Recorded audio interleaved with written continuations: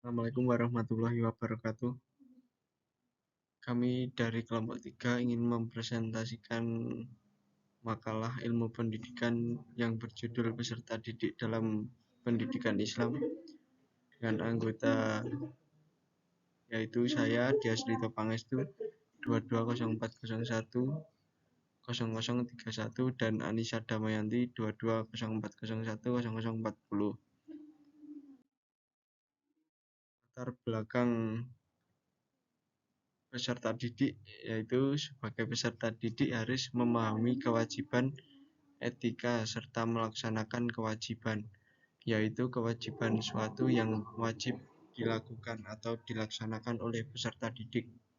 Sedangkan etika atau aturan perilaku, adat dan istiadat kebiasaan yang harus ditaati dan dilaksanakan oleh peserta didik dalam proses belajar.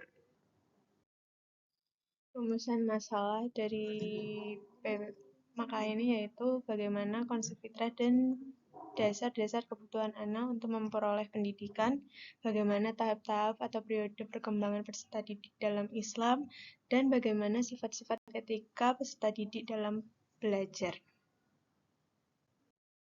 Pembahasan yang pertama yaitu konsep fitrah dan dasar-dasar kebutuhan anak untuk memperoleh pendidikan. Pengertian dari konsep fitrah peserta didik dalam konsep fitrah yaitu secara etimologi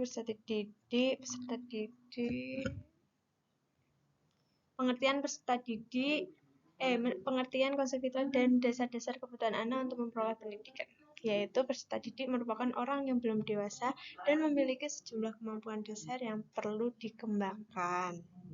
Sebagaimana dalam Al-Quran surat Ar-Rum ayat 30 yang berartikan, maka hadapkanlah wajahmu dengan lurus kepada agama Allah, tetaplah di atas fitrah Allah yang telah menciptakan manusia menurut fitrah itu. Tidak ada perubahan pada fitrah Allah, atau itulah agama yang lurus, tetapi kebanyakan manusia tidak mengetahui.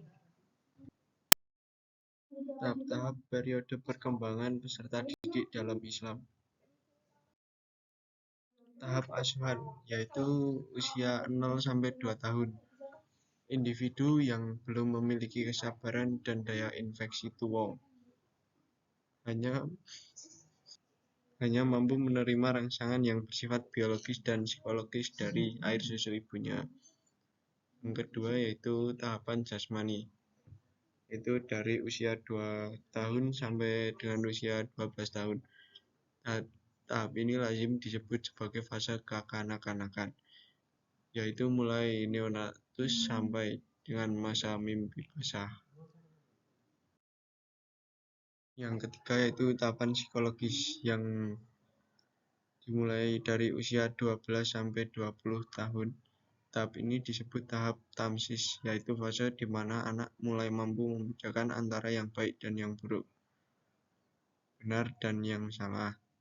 Pada tahap ini, seseorang akan susah dapat dibina dan dididik untuk melaksanakan tugas-tugas yang menuntut tanggung jawab. Yang keempat yaitu tahap dewasa, yaitu dimulai dari usia 20-30 tahun, di mana seseorang sudah tidak lagi disebut anak-anak atau remaja, melainkan sudah disebut dewasa dalam arti yang sesungguhnya. Yang kelima yaitu tahap bijaksana, 3 tahun sampai akhir hayat atau sampai meninggal dunia. Pada masa ini manusia menemukan jati dirinya yang hakiki, sehingga tindakannya sudah memiliki makna dan mengambil kebijaksanaan yang mampu memberi naungan dan perlindungan bagi orang lain. Sifat etika peserta didik yaitu belajar dan niat ibadah dalam rangka taqarrub kepada Allah, mempelajari ilmu-ilmu yang terpuji, memprioritaskan ilmu yang terkait dengan kependidikan sebagai makhluk Allah.